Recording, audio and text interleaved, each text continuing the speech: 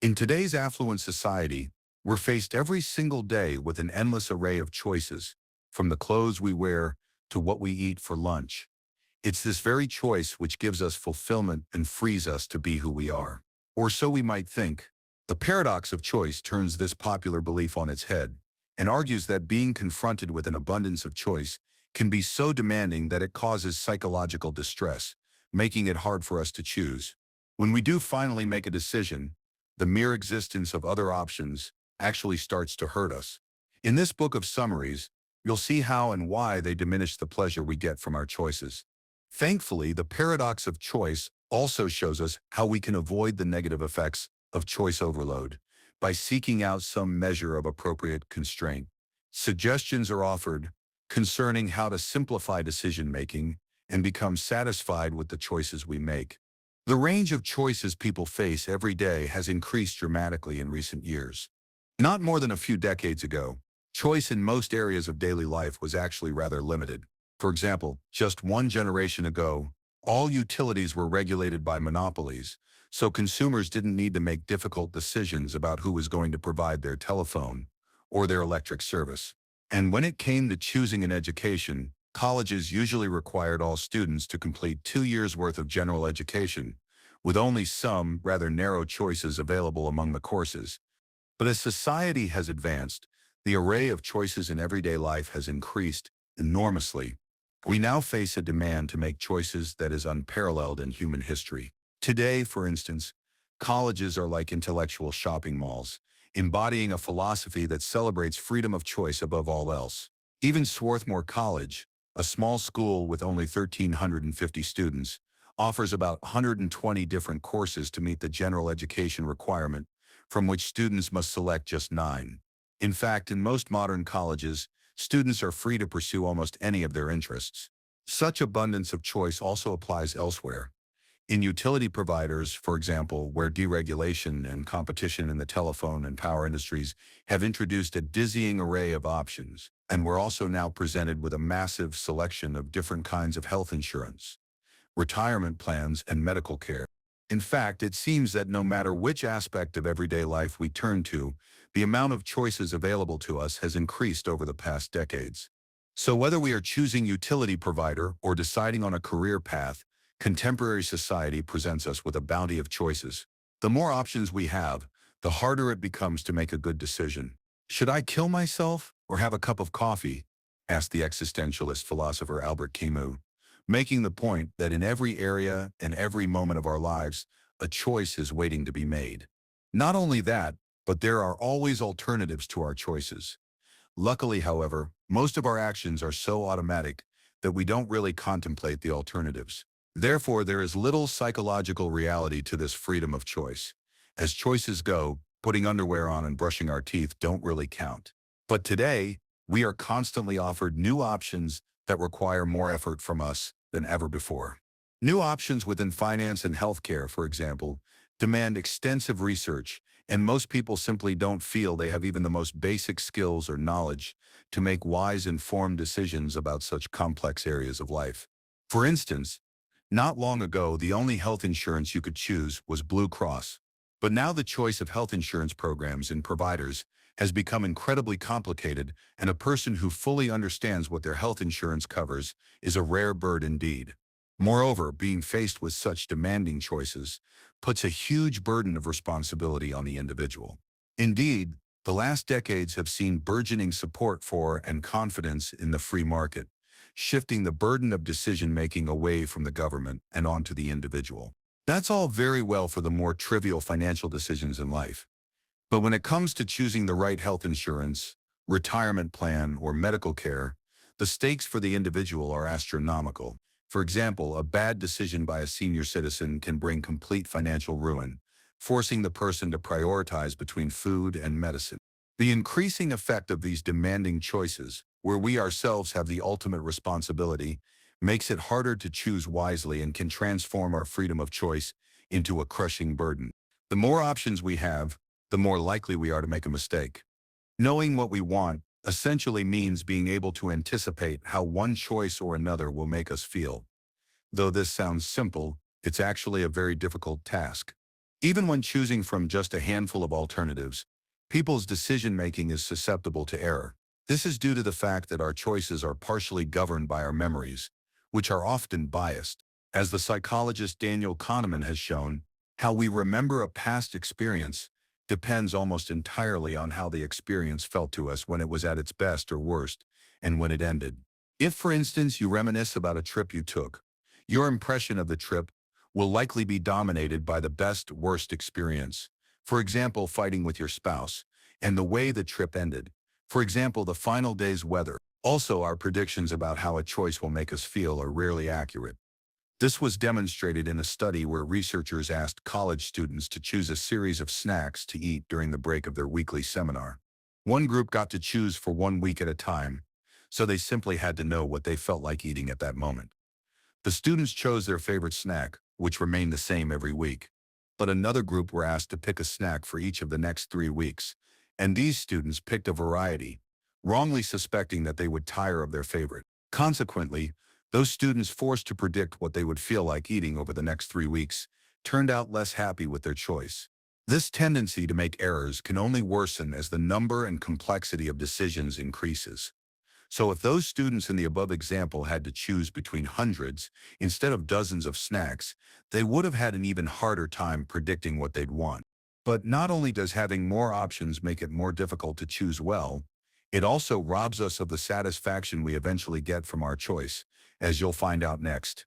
The more options we have, the less satisfaction we get from our decisions. Say you're choosing a vacation. What about touring in Northern California? Or would you rather spend a week at a beach house on Cape Cod? Whichever you choose, the decision involves passing up the opportunities the other option would have provided. This is the so-called opportunity cost, and it's an essential part of decision-making. For instance, an opportunity cost of vacationing in Cape Cod is being able to visit the great restaurants in California. Unfortunately, opportunity costs reduce our overall satisfaction in the choices we end up making. This was confirmed by a study which asked people how much they would pay for subscriptions to popular magazines. Some participants were shown an individual magazine, while others saw the same magazine alongside others. In almost every case, the respondents placed a lower value on the magazine when they saw it next to the others. So, whenever we have to make decisions involving opportunity costs, we'll feel less satisfied with our choice than we would if the alternatives were unknown to us. And the more alternatives there are, the greater our experience of the opportunity costs, and the less pleasure we'll derive from the choice we ultimately make. Consider this study. Two groups encountered a variety of jams at a sampling table. One group could sample only 6 different jams, and the group who could sample from the larger array, were much less likely to ultimately buy one of the jams than the group that were presented with just 6. Why? As the chooser narrows her choice down to a particular jam, the various attractive features of all the jams not chosen accumulate to make the chosen jam seem less exceptional. So the more jams, the greater the opportunity costs, and the less attractive the chosen jam will seem. As this shows, increased choice reduces both our power to decide and any pleasure to be gained from what we actually choose.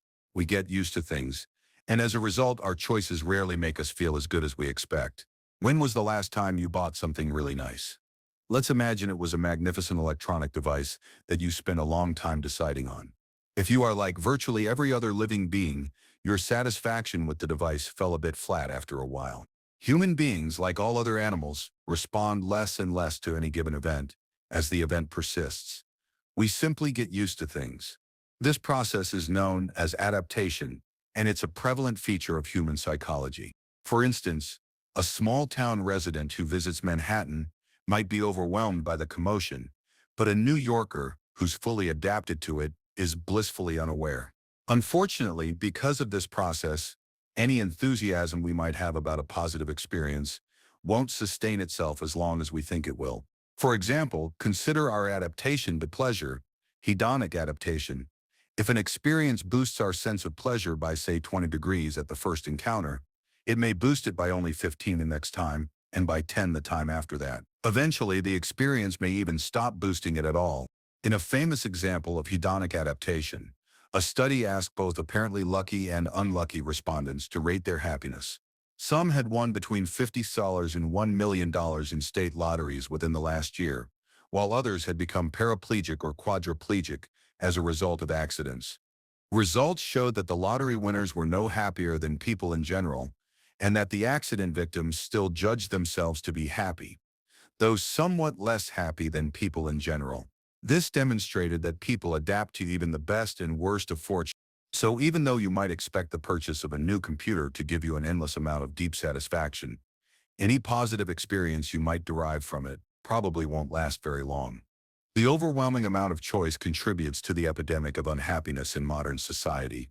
It seems that as American society grows wealthier, and Americans become freer to pursue and do whatever they want, they get less and less happy. Consider the fact that the American GDP, a primary measure of prosperity, has more than doubled in the last 30 years, while the American happiness quotient has been in constant decline. In fact, the number of people describing themselves as very happy has nosedived during the last 30 years, the most dramatic manifestation being the increased prevalence of clinical depression. Indeed, by some estimates, depression was about 10 times as likely in the year 2000 as it was in 19. So, what's behind such widespread unhappiness? Put simply, we're spoiled for choice. When we're presented with seemingly unlimited options, but the choices we actually make turn out disappointing, we tend to blame ourselves, which produces genuine suffering. As psychologist Martin Seligman has discovered, failure or lack of control leads to depression if a person explains the cause for the failure as global. I fail in all areas of life. Chronic, I will always be a failure. And personal, it seems to be only me who always fails. This type of excessive self-blame thrives in a world of unlimited choice. It's much easier to blame yourself for disappointing results in such a world than in one where options are limited. This is because when we are allowed to be the masters of our fates, we automatically expect ourselves to be, and then, apparently, we have no one to blame but ourselves. What this amounts to is that the proliferation of possibilities afforded by modern life, coupled with the emphasis on our freedom of choice, can mean that we blame ourselves excessively when we fail to choose wisely. And since excessive self-blame can lead to depression, there is good reason to believe that our society's abundance of choice is correlated with the modern epidemic of unhappiness. Choices are more demanding and less fulfilling if you're a maximizer, someone who seeks and accepts only the best. Imagine that you're shopping for a sweater. If you aspire to make the absolutely best purchase that can be made, and therefore feel the urge to check out the alternatives to be sure that you've found just the right sweater, you might be a maximizer. As a decision strategy, maximizing is an overwhelming task, since maximizers aspire to choose only the best. If you're a maximizer, every option has the potential to snare you into an endless tangle of considerations. For example, since there are endless possibilities out there, and only the best will do, maximizers necessarily spend a long time on product comparison, both before and after they make a purchasing decision. In fact, studies conducted by the author and his colleagues show that when faced with a choice, maximizers also exert much effort on trying to imagine all other possibilities, even those alternatives that are only hypothetical. For instance, when confronted with a choice between a warm, light cashmere sweater and a cheap one, the maximizer will be very quick to imagine finding a hypothetical cheap cashmere sweater. Not only do maximizers overwhelm themselves in this way, but once they've finally overcome the difficulty of choosing and actually make their choice, they're more likely than others to feel unsatisfied with it. For this reason, maximizers are especially susceptible to buyer's remorse. For instance, a maximizer who succeeds in buying a great sweater after an extensive search will nevertheless be irked by the options they didn't have time to investigate. Their imagination of what might have been takes over, making the item they have chosen less attractive. In a world of infinite choices, it is difficult and emotionally exhausting to be a maximizer, never settling for less than the best. But, as we'll see next, you don't have to continue being a maximizer. There's a simple choice you can make, and it will allow you to live a happier existence, become a satisficer. Choices are less demanding and more fulfilling if you are a satisficer, someone who's able to settle for good enough. We all know people who can choose quickly and decisively.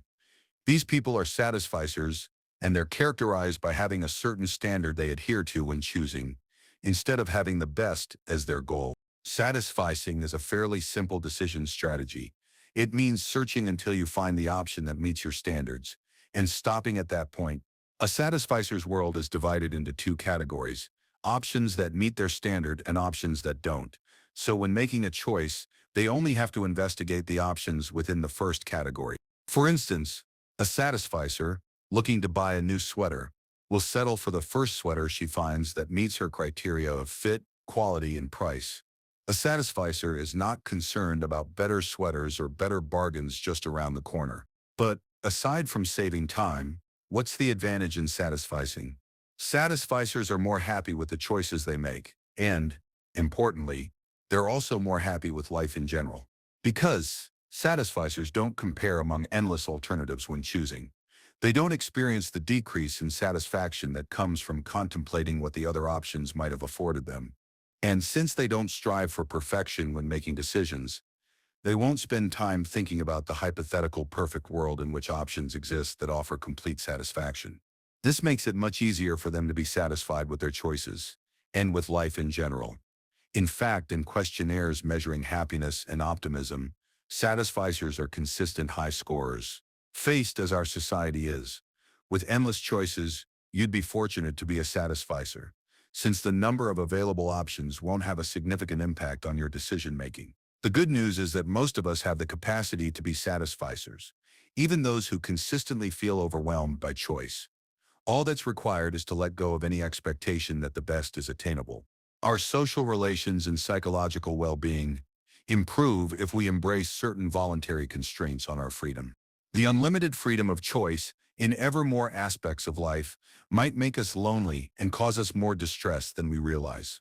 As a society, we might earn and spend more money than ever before, but we also spend less time with the people around us. Indeed, the political scientist and author Robert Lane explains that our increased affluence and freedom is costing us a substantial decrease in the quality and quantity of social relations, which causes a significant decline in our well-being. Such relations are essential to our psychological health, even if they bind and constrain us to an extent.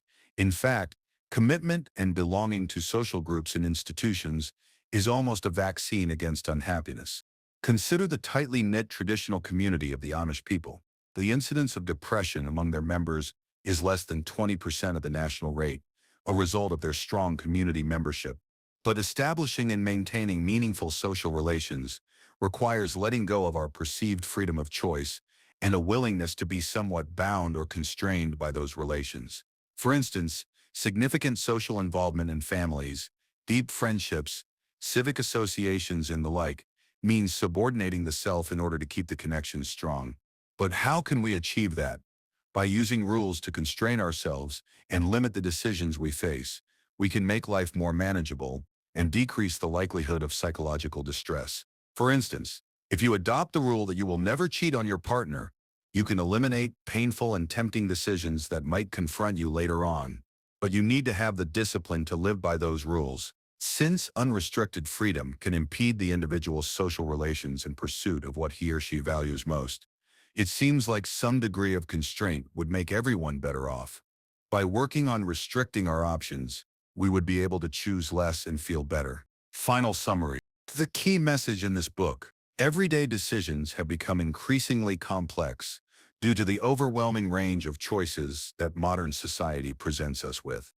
As the number of choices increases, so do the negative effects choice can have on our psychological well-being. The more options we have, the more difficult it becomes to make a wise decision, and the less satisfaction we will derive from what we actually choose. Therefore, it seems like some degree of voluntary constraint would make everyone better off. By simply choosing less, chances are that we would be more happy. Actionable advice from the book. Review your decision-making. A simple exercise can help you restrict your options, so you are able to choose less and feel better. First, review some recent decisions you've made, both big and small. Then, itemize the steps, time, research, and anxiety that went into making those decisions. This will give you an overview of the costs associated with the different kinds of decisions you make and help you establish future rules governing how many options to consider or how much time and energy to invest in choosing. Thus, become a satisficer. Appreciating and embracing good enough will simplify decision-making and increase satisfaction. Therefore, think about occasions in life when you've settled comfortably for good enough and closely examine how you chose in those areas. Then start cultivating this satisficing strategy in more and more aspects of life. Thanks for listening to this speed read. See you in the next one.